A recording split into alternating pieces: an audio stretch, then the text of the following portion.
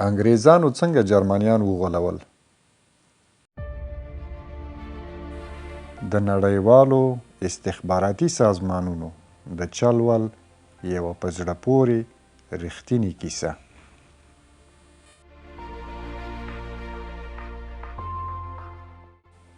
1943 میلادي کال و او دوهمه نړیواله جګړه په ټول قوت روانه وه. د هسپانیې په سمندري اوبو کې یو شمېر کب نیونکو د یو ډوب شوي کس جسد وموند او هغه یې خپلې کښتۍ ته ورپورته کړ. د دې مړي په تن کې د برطانیې د سمندري ځواکونو د افسر لباس او ورسره یو بکس هم و چې د یو خاص زنجیر په مرسته یې د یو لاس د بند پورې ولچک یا تړل شوی و. کب نیونکو د دغه کس جسد ساحل ته ورساوه او آلماني استخباراتو ته یې تسلیم کړ. د استخباراتو عدلي طب د افسر جسد معاینه او نتیجه یې داسې اعلان کړه: دا افسر شاوخوا 5 ورځې مخکې مړ شوی دی او د مړینې علت یې له الوتکې راپرېوتل او د سمندر د اوبو څکل دي. د مړ شوي کس په جیب کې یو څه اسناد وموندل شول او د هغو له مخې روښانه شوه چې دا کس جګړن ویلیم مارتین نومېده او د برطانیې د شاهي سمندري ځواکونو افسر و. له یادو اسنادو سربیره څه نور شیان هم هغه سره وموندل شول. د پلار او نامزدې لخوا جګړن ته لیږل شوي لیکونه، د یوې پیغلې عکس یا انځور، د تیاتر ټکټونه او د زرګرۍ د دکان څخه د واده د ګوتمې د اخیستلو چک یا سند.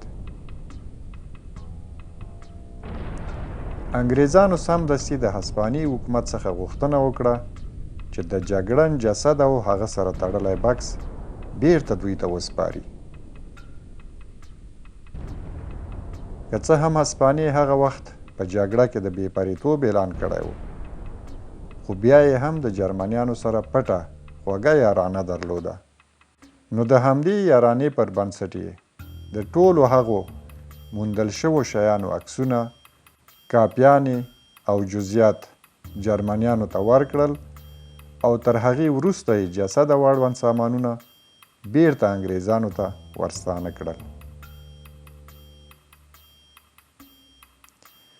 د جرمني استخباراتو په بکس کې د موندل شوي لیک کاپي برلین ته ولېږله.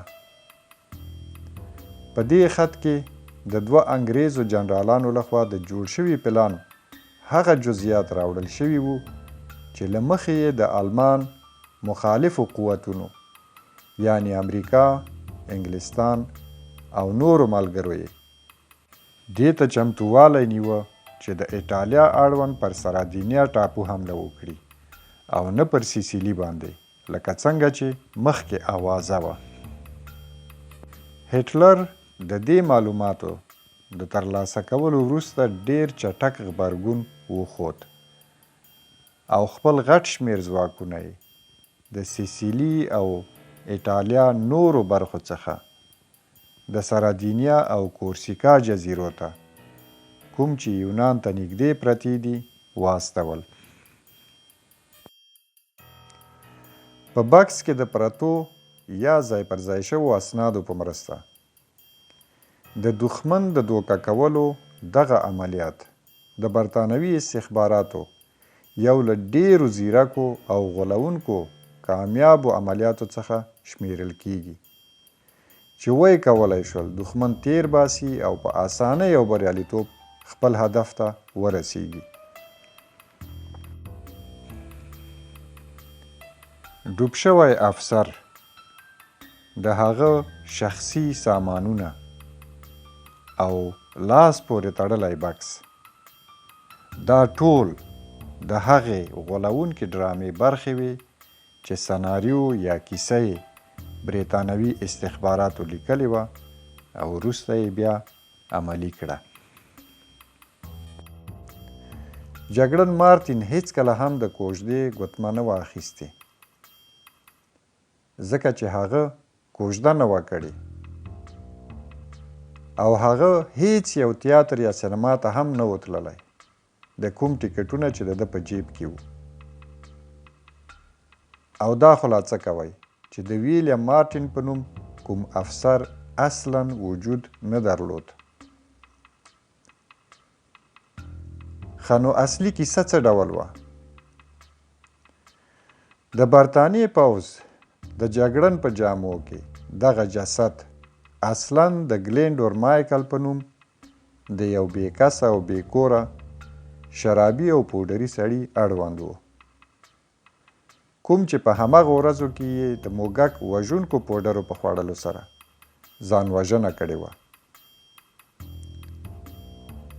برطانوي استخباراتو د یو ډیر دقیق او پیچلي پلان له مخې هغه مړ شوی سړی یو اندازه پاک او منظم کړ، بیا یې ورته پوځي جامې په تن کړې، جوړ کړل شوي اسناد یې ورته په جیبونو کې ځای پر ځای کړل او په اصطلاح د محرم خو غلط پیغام والا بکس یې ورته د زنځیر په مرسته د لاس پورې ولچک کړ او بیا یې له الوتکې څخه د سمندر داسې برخې ته ګذار کړ چې پوهېدل هلته یې ماینیونکي پیدا کوي او بیا یې جرمني استخباراتو ته ورسپاري.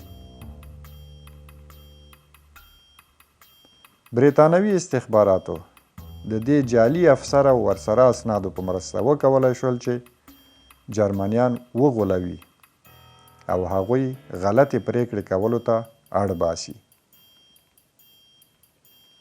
جرمنیانو هم د سیسیلي جزیرې او هم د نورو جبهو څخه خپل غټ شمیر پوځي ځواکونه او وسایل سرادینیا او کورسیکا ته واستول او دا کټ مټ هماغه څه وو چې انګریزانو او ملګرو یې غوښتل. نتیجه کې لکه څنګه چې لومړنی پلان و، مخالفو ځواکونو د سیسیلي پر ټاپو حمله وکړه او هغه یې په ډیره اسانۍ ونیوه.